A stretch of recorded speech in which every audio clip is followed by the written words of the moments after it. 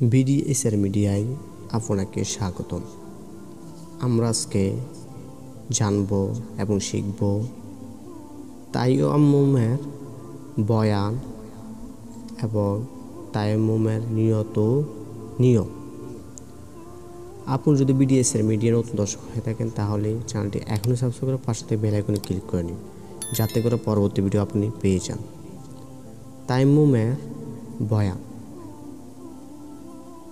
পানির অভাবে অথবা পানি ব্যবহার করিলে রোগ বৃদ্ধির আশঙ্কা থাকিলে কিংবা যে কোনো কারণে পানি ব্যবহার করিতে অক্ষম হইলে পাক মাটি বা মাটি জাতীয় পাক বস্তু দ্বারা অজু গোসলের কাজ সমাধা করাকে তায়াম্মুম বলে।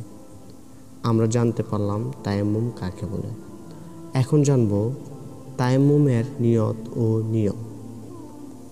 প্রথমে বিসমিল্লাহ বলিয়া মনে মনে এইরূপ নিয়ত করিবে: নাওয়াইতু আন আতা আইয়াম্মা রাফাল লিল হাদাসি ওয়াস্তি বাহাতাল লিস সালাতি ওয়া তাকাররুবান ইলাল্লাহি তাআলা। আপনার স্ক্রিনে দেখতে পাচ্ছেন বানানটি। এর অর্থ হলো নাফাকি দূর করিবার, নামাজ শুদ্ধভাবে পড়িবার এবং আল্লাহর নৈকট্য লাভের উদ্দেশ্যে তায়াম্মুম করিতেছি।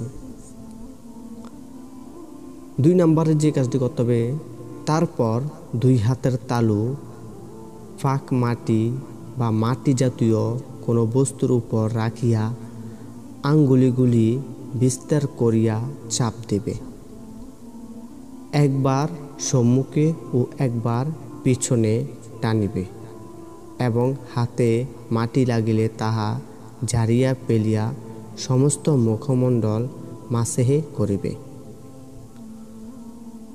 অজুর সময় যতদূর পর্যন্ত মুখ ধুইতে হয়, তায়াম্মুমের সময়ও ততদূর পর্যন্ত মুখ মাসেহ করিতে হয়। মাসেহে অর্থ মুছিয়া দেওয়া। 3, পুনরায় দ্বিতীয়বার এরূপ ছাপ দিয়া বাম হাত দ্বারা ডান হাত এবং ডান হাত দ্বারা বাম হাত কনুইসহ একবার মাসেহে করিবে। তৎপর হাতের আঙ্গুলিগুলি খেলাল করিবে। আমরা তো জানি খেলাল কিভাবে করে, দাঁত খেলাল যেভাবে করে, এভাবে আঙ্গুলের ফাঁকগুলি আমরা খেলাল করিব। বিশেষ দ্রষ্টব্য: প্রথমে বাম হাতের অর্ধেক তালু এবং মধ্যমা, অনামিকা ও কনিষ্ঠা এই 3 আঙ্গুলের পেট দ্বারা ডান হাতের নিচ ভাগ আঙ্গুলের অগ্রভাগ হইতে উপর দিকে কনুই পর্যন্ত মুছিয়া লইয়া যাইবে এবং পরে বাকি অর্ধেক তালু বিদ্যা ও তর্জনী আঙ্গুলের পেট দ্বারা কনুইর উপরিভাগ হইতে আঙ্গুলের ডগা পর্যন্ত নিচের দিকে হাতের উপরিভাগ মুছিবে। ঠিক এরূপ ডান হাত দ্বারা বাম হাতও মুছিবে। হাতে আংটি কি ছুরি আটা থাকিলে তাহা খসাইয়া লওয়া বা নাড়িয়া লওয়া একান্ত আবশ্যক।